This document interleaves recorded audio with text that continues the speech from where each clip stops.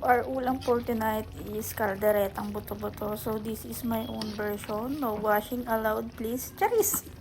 So, ang una kong ginagawa is piniprito ko yung gulay like carrots at saka yung patatas, mga sisi ko para mas madali na siyang palambutin mamaya.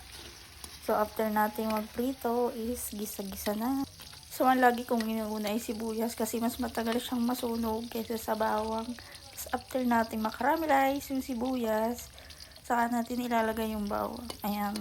Mekos-mekos mga day. After natin igisa is ilalagay ko na yung buto-buto. Minarinade ko nga pala yan sa secret. Bawal i-share. Charis! Paminta lang yan mga sis. Konting ketchup, konting toyo, saka konting kalamansi. So, ayan. Nalagay lang natin siya dyan para mag-banding all together. Uy!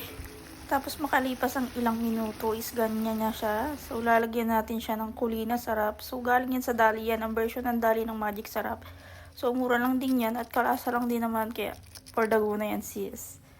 After nating ilagay yung ating pampasarap, syempre, hindi pwedeng hindi natin yan nahaluin. Syempre, nilagyan ko din yan ng pamintang powder. So, powder yung gamitin nyo para mas malasa. Mas lasang-lasa mo yung anghang ng paminta. Ganun.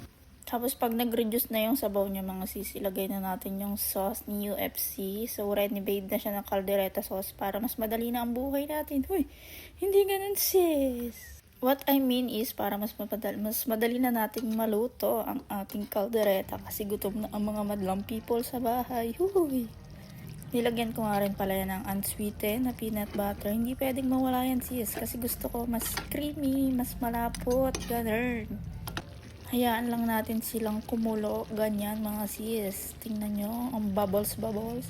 Tapos lagyan natin yan ng konting asukal, pampabalance lang lasa. And then, lagyan na natin ang ating bell pepper at sili para halu-halong emotion. Uy, hindi emotion sis, lasa yun, uy.